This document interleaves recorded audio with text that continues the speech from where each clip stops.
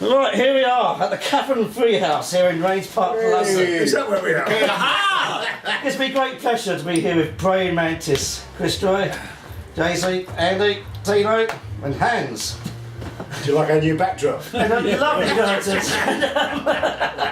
That's what rock and roll. The squat. Rock and roll poetry. We'll put the logo on it for you. Yeah. In our own special way. Yeah. Also, we are at the Cavern Freehouse tonight.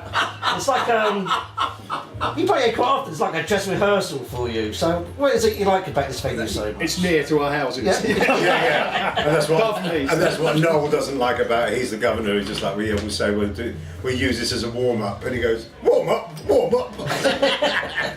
Yeah, what we do, and it's a great way of just like brushing off the cobwebs, and we always have a good time. It's a great place, great atmosphere. So Excellent. No, so you like it as well. I like it too. Yes. And they do a good Guinness. Exactly. And by the time this interview goes live, you'll be in Scotland. You played Glasgow, then the Monster Fest. One of many festivals you've been playing this year. So you must collectively, what's been your favourite festivals? You almost have different answers for that. I mean, this year for me, Truheim in Germany was unbelievably good. It was so much fun. And we were all a bit like, not sure about it, we'd never heard of it. And the logo for it is some guy riding a goat. And we thought, this is going to be weird. A ram. Oh, it was a ram, sorry. And we drove right across Germany and then right down it through fields. There was no signpost for it anywhere. We pulled up at this cornfield and then there was this tore big... up the road. The road was all closed and there were signposts saying you can't go down there. We had to drive round. I tried to drive on the sidewalk. We drove down the pavement. And then turned up at this festival, and it was just the best fun we've had in years. Wow. For me, it was just such good fun. You make it sound like it's more fun getting to the festival than playing the festival. No. The festival, Yeah, it really was. So, I mean, for me personally, it was one of the best things we've Well, done the in a great long thing time. was actually being able to play an hour and a half as well. We played 9 minutes, exactly. as opposed to the usual hour or under an hour, you know. And just because our songs are so long, you'd probably get 5 minutes song in a fucking set. I mean, that was mine personally. I mean, I did better. Yeah, I agree. I like the one in Brest as well, maybe because of the name as well. That was the really young promoter. Amazing. And we turned up really early hours of the morning. I think we had this one porter cabin, and we were all supposed to squeeze in this one porter cabin, and we're all tired. We thought, you can't. Bunk beds, children's bunk beds. And it seemed as though this was a recipe for disaster for the rest of that weekend, but it was an amazing gig. The people were really, really good, and it was actually really well organised. And the bands on were really, really dark bands. You know, really death metal, black metal, and we thought, we were going to stick out like a sore thumb, you know. But no, I mean, the people when our slot was on, and the people were coming in and standing on front of the stage and then cheering, and it was really. Well, one thing I've noticed about Praying Mantis is just especially over the last few years. Beforehand, he was always like labelled with the new wave of British heavy metal movement, which obviously you're from. But you've been moving away from that more lately. You know, you are accepting bills, more diverse billing on festivals. Branching out a bit. I mean, we've always had that from day one, really, from Time Tells Our Lives period. We were always.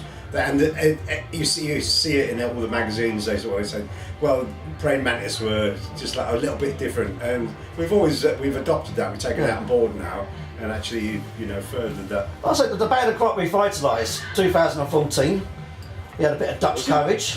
Was it? The best double signing. Best double Dutch signing since Ipswich Town, in fact, Arnold Ewan with JC and Hans. But obviously you're a London band, you've got two guys in Holland, so how did you all come together? Logistics. How did we? Yeah.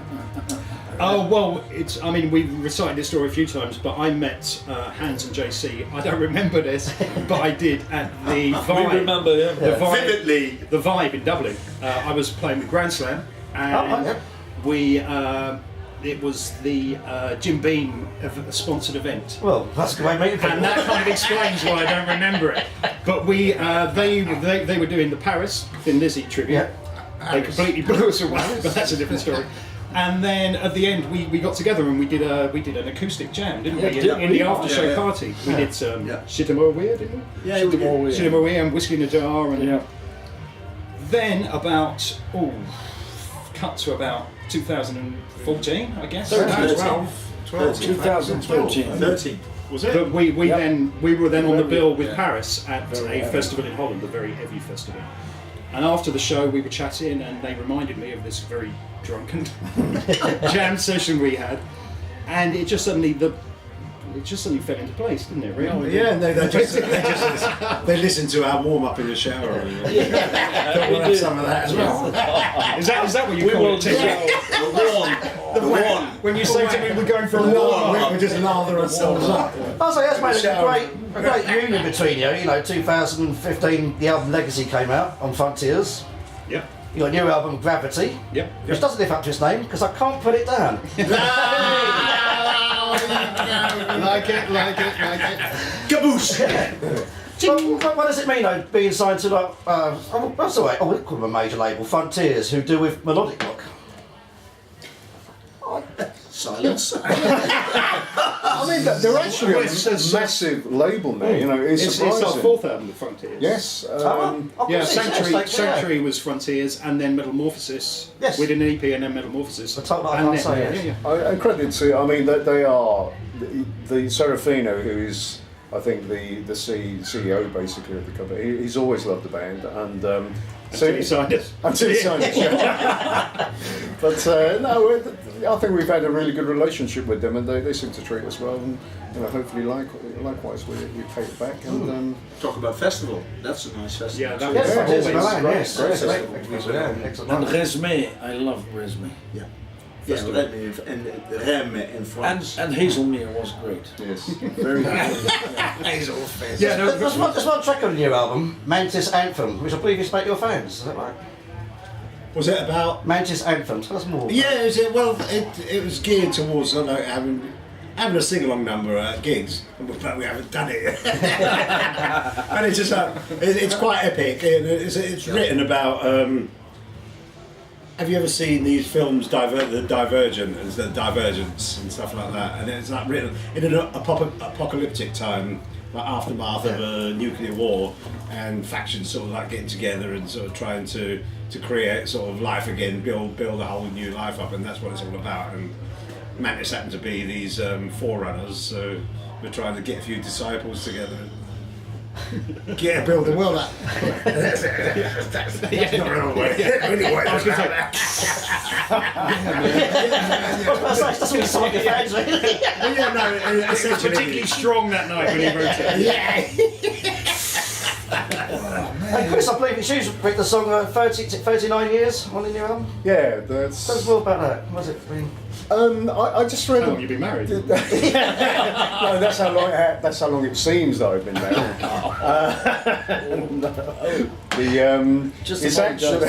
Apologise to No, Leslie. she knows I don't. But it's actually it's a story I read about this guy that was actually put in prison for a crime he actually didn't commit, and he was in jail for 39 years. And it's just the whole thing, basically the best part of your life. Yeah. Incarcerated for something you didn't actually do. It's just it's the whole song revolves around that. It's just to hit home basically.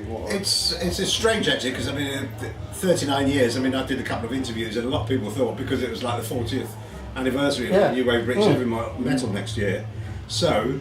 Which is 1979, so a lot of people thought 39 years was about. So when the lyric goes, this has been hell. Yeah, it's not been incarcerated I can't get out of here. But that shows you how the lyrics can be, which is good in a way. It's just good, yeah. They can make something your own mind, yeah. Yeah, taken however you want Exactly, it, which yeah. is I think is a beauty of lyrics. Obviously, you all sort of take a part in the songwriting, especially the two Chuijpers, Chris and Tino and Andy. But especially you, Chris and Tino, as brothers, you don't seem to work together. Is that because you don't like being in the same room together? It's really like that, because I mean, I remember the early days when we used to write. It was at rehearsals, the old Mantis rehearsals, where we used to and we used to write in the studio, didn't we? Yeah.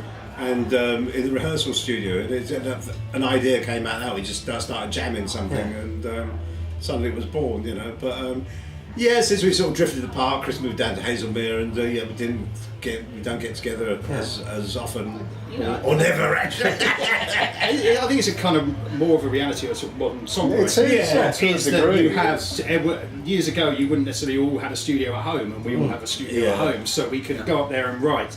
And then we still bring it to the band, I mean, we had a session at Hans's where we had all of the ideas for Gravity. Yeah. And we must have had 18 songs, maybe, and we sat in the room, listened to them, We got and we were nervous, like, wow. Bill, And we tend to go, well, that chorus is great, and then that verse is great, and then we can sometimes chop things together. But, I mean, it's the beauty of technology, as Andy said, that you record something, then we just send the file across and say, is that okay? And then we just insert the bass or whatever, and then move it. So it was so easy 20 years ago to take guys in Ireland. Except you just couldn't do that. You just couldn't do that. Apart from, there is one song that we actually wrote collaboratively, which is Shadow of Love. Shadow of Love, That's which we've done a video for, which is going to be out very short soon. And that was Hans had some ideas. We had a song that we had written a while ago, and we kind of combined the three ideas. And Chris, in fact, we all Some chords and it was quite. It wasn't unusual, Melody but it line. suddenly all just came together in more or less in the studio. So that was quite And nice. do you write on an acoustic guitar normally, or you just whatever comes together, or acoustic? You do, yeah. He writes on the drums. Hollow. Flex melody, but There's a lot of some side of playing Mantis. I saw a great clip the other day. I think he was on Dutch radio, and they filmed it. And he was playing an acoustic song, Highway. Oh yeah. Did you see know, it? Yeah, that was Yeah, good. That was a good session, that. And but you never recorded any songs acoustically, as far as I can remember. I mean, one or two along the way. But No. There's a bit of acoustic on the new album, a song that I wrote and Chris. It starts with acoustic. But yeah, we're going to be doing with Rodney Matthews. Yeah. Yes. We're doing bringing it up, a big acoustic set for him, and we love doing acoustic sets. Yeah, just 19th of January. really nice. Yeah, I've been there. Well, so you've got bands, since the MTV craze, unplugged, and Praying Mantis never done an unplugged album as such. So. No, not an album, but when we were rehearsing for the radio show, and we did rehearse, believe it or not. Why don't we do it? Acoustic album. It just is so Piano nice breaking there. a song down and just playing it acoustically, because you have to approach it differently. Because the magical part of Praying Mantis, all of you sing the 5 harmonies. It's very unique for a metal band. So remember the idea of the harmony sound, where it all originally come from, and how often do you practice it? Because you have got to practice hard to. Well, but what's the thing? Not as often as if we practice it, we'd be fucking brilliant. No, we don't. I mean, not like the Eagles. They sort of like the what is it called? Circle of Death. Yeah.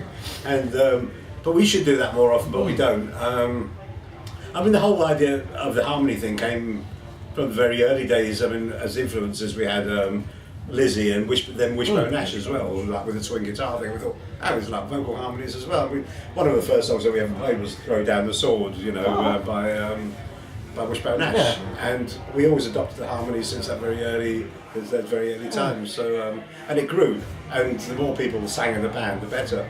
Because I mean, you could get very operatic with it, and you can do sevenths and fifths and all that. But normally we just stick to the basic. But like, for new members, especially like Andy and Hans, was that a requirement?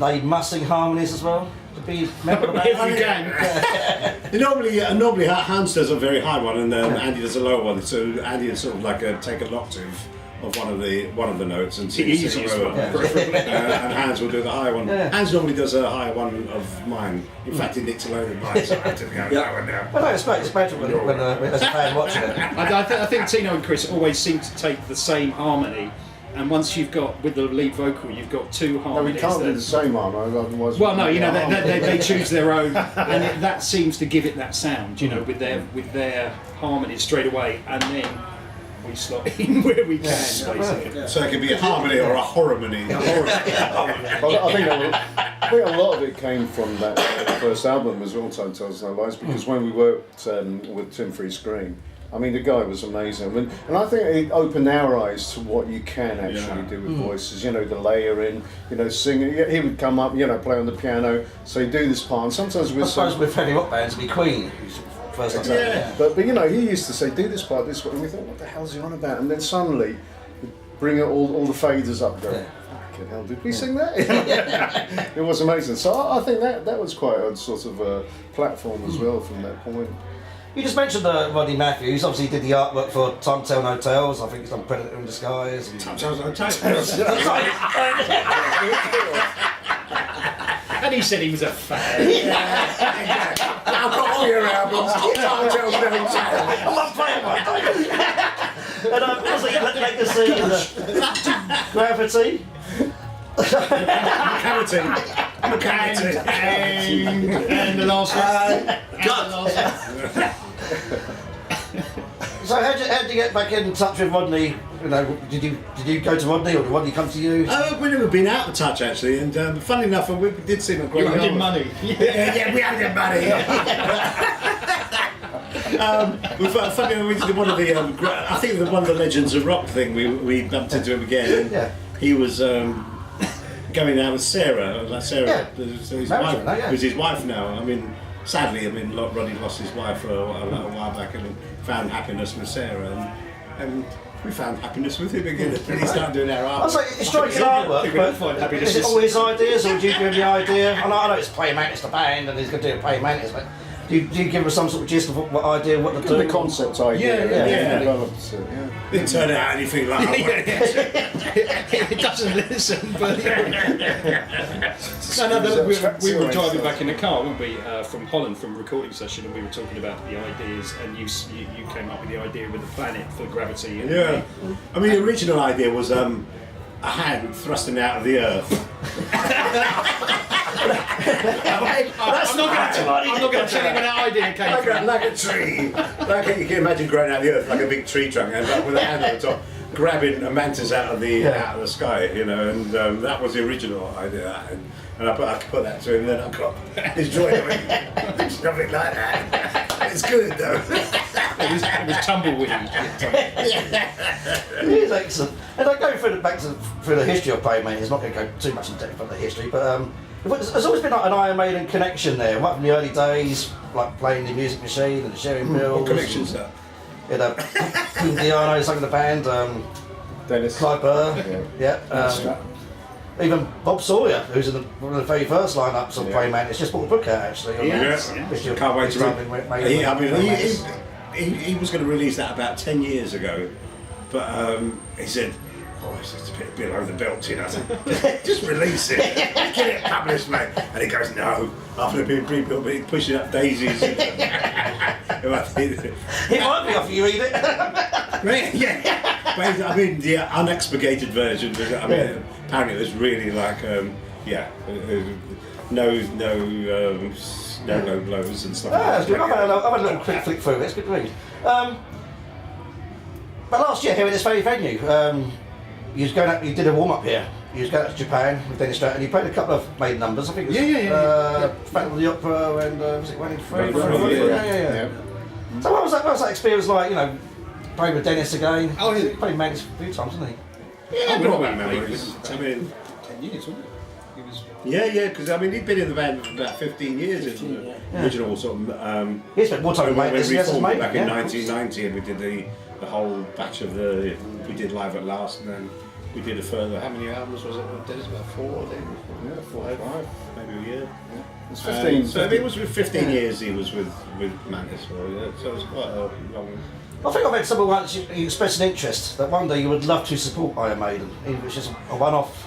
We've tried, but Smallwood won't have it. Their management just. We don't know I think why. it feels It threatened. seems really, really strange, and we've never got to the bottom. Basically, what it was, we didn't give him the rights to Capture City, and that's where it all went south. Yeah, I'm not lying about it. This is straight up. We didn't give him the rights to Capture City, and he just took that upon himself to say, like, right, well, I'm going to destroy you. But so Iron Maiden very rarely take a similar sounding band out on tour. Then normally they go for a younger mark. Yeah. You know, I've got another story as well. Okay. It's Dave Potts at the end of the Iron Maiden tour that we did. Remember the first, not the first one, not from the Metal from Dance, when we did tour with them. After that tour, the Clive, they've offered Dave Potts the gig with Iron Maiden, and Dave Potts says, "No, no way, Praying Mantis. no way, Praying Mantis are going to be much bigger than Iron Maiden." I don't know where Dave is now. Famous quotes. Yeah. It's sort of they'll never make it. the second sort of Praying Mantis album. was with Clive Burr. Clive Burr's Escape. It came out as Stratus. Yes. But why was it Stratus, not playing Mantis? It was Saint Rattus. Actually. I mean, it was a strange start. I think we were all experimenting a bit because obviously Clive had a name, and I think we just took a different direction at that particular point. We thought we'll try it with Stratus, and it was really, really different music. But Clive was superb to work with. A lovely, lovely guy. Heartbreaking when that happened, a few years ago. But we're doing Burfest. Yes, of course, yeah, Burfest, yeah. And Dave Potts realising the mistake he'd made, decided to manage the band. Like you were a mistake. You were very close to Clive. What did you? He was a very close. We built a studio in his house as well. We had the cellar we dug down and. He didn't know that. So what's your happiest memory of Clive? What was the smile on your face when you think of him? To tell the truth, it was that time just like being round at his place, and his mum was around there, and she was, because he had the German mother, didn't he? And she was a good laugh, and just like building the place, and she used to look after us. It was a bit like the early days with Pete Moore's mum, sort of like rehearsing at the old school, and his mum was like a caterer, worked in other schools, and she's always cooking us lunch every time we went round there. We were always mama's boys, weren't we? It's funny though, because you think it would be a real rock and roller. But I remember that time we went to Japan, and we're each given this huge magnum of champagne. Do you remember that? And we all, we're drinking it, and then we said, "Clive, where's yours? Let's crack it open." He said, "No, I'm going to take mine back to my missus." And you think, you fucking boring bastard, it was just so un-rock and roll, But that tour that we did, where we replaced Bruce, because Bruce broke his arm, it seemed a natural selection just to get Clive back in to take his place, and it was from there there was something not quite right about Clive, and that was these early stages of the EMS. That's 94. Finally killed him, rest of his soul, But in those, he was forgetting things, and he had to have notes for every song and stuff like that. It was all written down, and he just couldn't. It was just going. He just couldn't retain the information. It was a long play, like I say. We had 95 and 15 years. Exactly. Go back to playing Mantis, the history. So you've got all these CDs, all out there. They're available in Japan, but people in Europe can't get a hold of them. Why is that? Well, the Time Tells No Lies was released through Rock Candy. It was, yes. Rock Candy. Yeah, but to tell the truth, we've never because the band's always been on the cusp of this vast citadel of metal, and where are we in this? Like, which point of entry do we go into this citadel? And we've always thought things would come to us, and it never has. I mean, we haven't been proactive enough to actually get in there and find. We had some discussions about vinyl versions of some of the Japanese ones with guys, but a lot of it's tied up with Pony Canyon. Yeah, a lot of it is, and they still own the rights to them because we haven't. Right, money. We have money. But do you have the rights for English releases, or is it a case of you just don't know who has the rights? It's a little bit like that. I think there's some confusion there. I think we want to, and we're trying to, but they won't do it because they don't deal with the rock side of it anymore. It's their domestic market, but we feel that there is a legal element of it, so we're still trying to get around because a lot of people do ask that. And we're thinking, okay, well, I was like the cracking albums, great tunes in every single album. Yeah, they absolutely. deserve to be heard. And it was great when you went over there last time. You bought the whole lot. The whole lot. Oh, did you? That's right. Good man. Heavy luggage to come back with. Well, Craig, man, it's been great talking to you. The album Gravity is out now on Frontiers Records, and It is. thank you very much. go and get it. It's a great album. It's excellent. Cheers, Bob. Thank you. Wish you all the best for the Cheers. future. Yay. All the best.